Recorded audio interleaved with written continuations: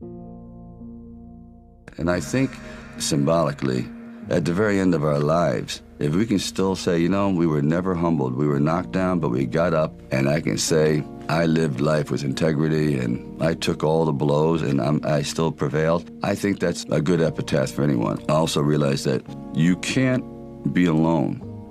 To really succeed, no man really is an island. And I think, personally speaking, that's happened to me too. When you find the right components in your life, the right people that gel with you, then you feel as though you're invincible. It may be a fallacy, but you at least feel as though you can take all that life has to dish out. I had like $106 in the bank, and like I said, I had to sell my dog, and things were not looking very, very good. My $40 car had just blown up, so I was taking a bus to work, but still, it didn't matter. I wanted to stick with it. This guy, as a young man, had a dream to become a big movie star, to come to Hollywood, and to become a great director and producer and a writer, and all those kind of dreams he had. Of course, everyone told him it can't be done. But, you know, he wouldn't take no for an answer, and he moved across from New York to Los Angeles to Hollywood. And of course, one day, after struggling, like we all do in the beginning, to get into TV and into movies, he had this idea of writing a script. And in longhand, he wrote this script, which was Rocky. The rest is history. I truly believe, and people throw the word around dreams, it's all about dreams, you know, and by the way, dreams cost nothing, they're free. The hard part is just keeping them going, and please keep them going, because we're here for one simple reason. He believed in the dream, I believed in the dream, and our dreams come true, and there's no reason every one of yours can't either. I used to sit in this little apartment, and it was a room. As a matter of fact, the room was so small, I remember I was able to open up the window and close the door while sitting on the bed at the same time. It was like 8 feet by 8 feet by 9 feet. But the one thing about that room, there was really very little distraction. So I would sit there propped up in bed, and I'd go out with my big pen and legal pad and just start writing these stories. And most of them were very, very trivial. There was something about the process of unrealized dreams. I was always brought back to this subject because I think it's one of the most enduring subjects and one of the most difficult passages for people to accept, that they never were realized in their own lifetime, that they just didn't get that shot. So I decided it was a time to come to California. So I went to California, and I moved in the Valley, and things weren't going very, very well there. As a matter of fact, I had to try to sell my dog because it was either do that or he just was not going to be very well fed around the house.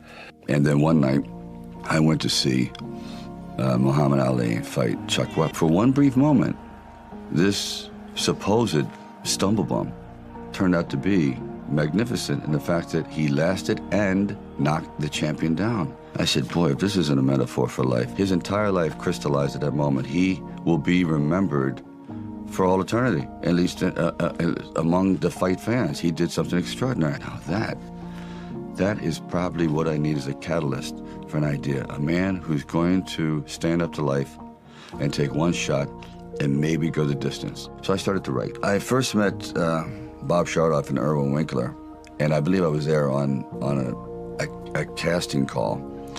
So we're talking a little bit, and I guess I really wasn't right for the acting part. And on the way out, I said, oh, I don't know if it matters, but I do a little bit of writing. He goes, really? I said, well, he says, well, bring it around. I thought, if I hadn't stopped on the way out, you know, that's why I tell all actors, don't give up, keep talking. Eventually you might hit a nerve somewhere and they go, come on back. And if they didn't say, come on back, or bring it later and let's see what you've developed, I wouldn't be sitting here.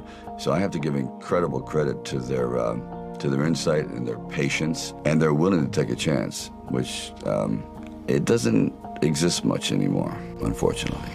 Originally, when I brought the script to them, they were fairly enthusiastic about it. The one thing they were not enthusiastic about was me playing the part. The story about you not giving them the script without agreeing to you starring in it, that is true. Oh yeah, definitely.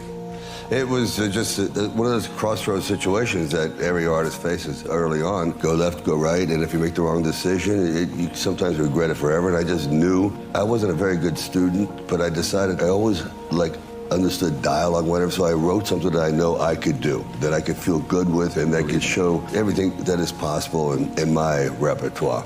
It was one of those things where you really roll the dice, and it paid off, but it was a big long shot. But there was something inside of me that you know, this opportunity is never going to come around. And I really wasn't used to money, and I had no idea of what I would be missing. But the temptation started to come forward. First, it was 25 grand and $100,000. I go, well, I never heard of 100,000 because I had like $106 in the bank, and like I said, I had to sell my dog, and things were not looking very, very good.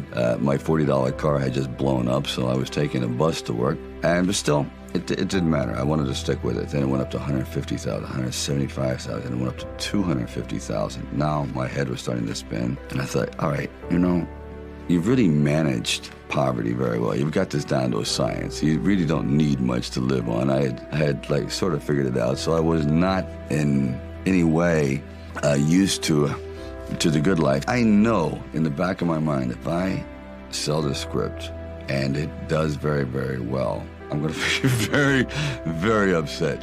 So this is one of those things where you just roll the dice and you fly by the proverbial seat of your pants. Say, all right, I got to try it. I got to just do it. I may be totally wrong, and I'm going to be taking a lot of people down with me, but I just believe in it. I had to teach myself early on, expect to fail. Expect it. Covet it, welcome it, it's going to happen, but it's not a permanent state.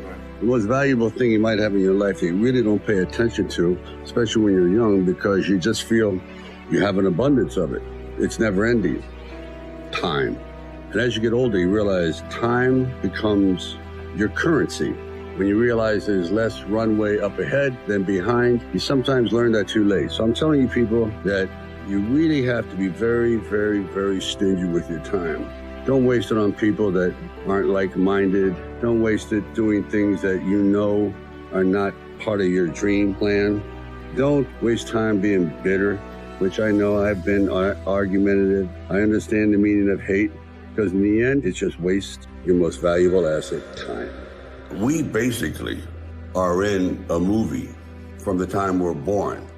And then when you get to be around 18, 20, you're now the director of your movie, which is called life. And I ask you, knowing that if you were in a movie of your own making, would you be proud of the part you're playing? I certainly wasn't. And I took drastic steps to change all that. The point being, if you're producing this film called You, make it the way you want to make it.